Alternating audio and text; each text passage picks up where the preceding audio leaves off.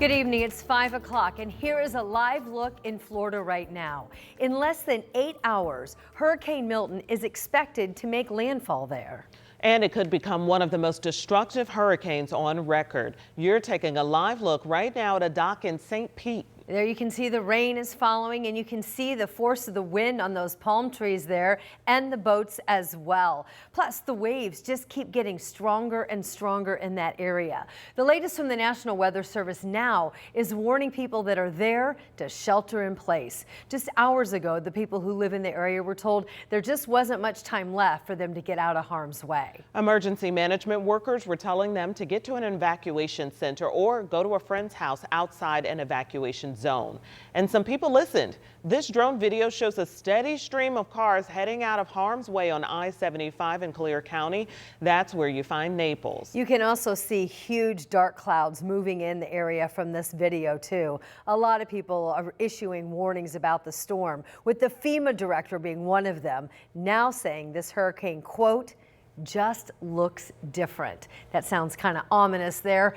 Now, as we said earlier, there are people there that have made the decision that they're not going to leave. They're going to stay. For a variety of reasons. Our Samantha Johnson actually spoke to a Speedway family who chose to ride out the storm in Port Charlotte.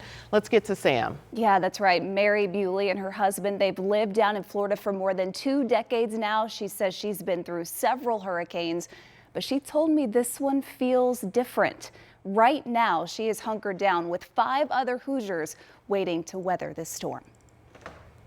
Tonight, between Sarasota and Fort Myers, Port Charlotte is already seeing the wind and the rain. You can see in the pool, we got a little bit of rain coming in. But the Bewleys are in good spirits. We're just as good as we can be. We got all of our storm shutters up. We have totally hunkered down. With the generator gassed up and plenty of food on hand. Get your snacky stuff, your drinks, plenty of water. Mary Bewley and her family say it's too late to leave now. Probably 3 days ago we should have left, 4 days ago, roughly. Yeah. And with resources running thin, In this area where we are, all the gas stations are done. There's no gas. they decided to stay. This home's pretty solid, and we're up high enough and inland enough. We're pretty safe. We feel we're pretty safe, but that can all change. Bewley's home is up to current hurricane code, but it's also in an evacuation zone. We will lose internet service. We will lose power. I think we're gonna be okay, but it's gonna get scary. All this less than 2 weeks after Hurricane Helene. That's the concern. These grounds can't take much more rain. Hurricane Milton expected to dump as much as 18 inches of rain in some parts of the state, prompting mandatory evacuation orders for more than 7 million people. Some of those people thankful to be with the folks who matter most. Right? Yep. As they watch and wait for Milton. Yeah, we are thinking about all those folks down there in Central Florida tonight. For those of us here at home, she asks us, she says, please remember to give family members in Florida a little patience when you're trying to contact them, right? You heard her say they're going to lose power, they're going to lose cell service. It might take some time before you hear from them, as scary as that sounds.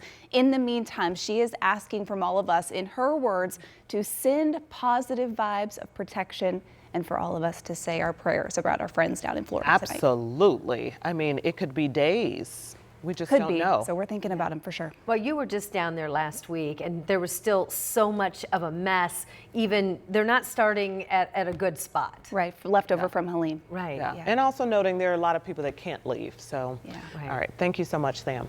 And we want to take a closer look at the conditions along the Gulf Coast tonight. The Weather Channel's meteorologist Felicia Combs shares what it looks like near Fort Myers right now. In recent memory for this area around Fort Myers, we have Helene that just happened, of course, a couple weeks ago, bringing feet of storm surge.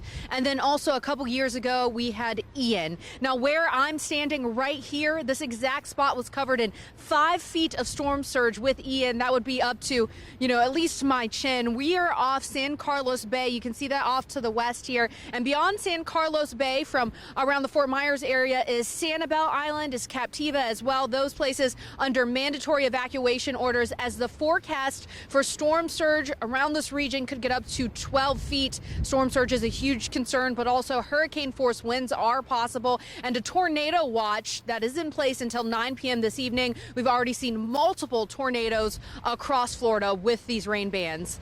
Felicia Combs in Fort Myers, the Weather Channel.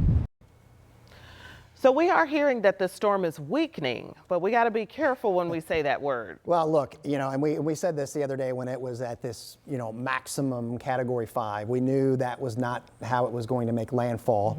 Everything pretty much is on target. And a Category 3 hurricane is still going to do a lot of destruction here. So please know that. 120-mile-per-hour wind right now. That is going to produce devastating damage to certain areas. And again, the eye is offshore, but look at all the action that's taken place. Those are tornado reports, many of them confirmed. The northeast movement at 17, at least in the last few frames of radar here, has slowed down a little bit, and it's almost taken more of an easterly turn here. And we're thinking right now between Bradenton and Sarasota where it actually makes landfall. That would take Tampa out of the worst surge. That doesn't mean it's going to be great here. This is going to be the highest surge zone. Sarasota, Venice, Charlotte Harbor, down to Fort Myers will have the most destructive, highest surge.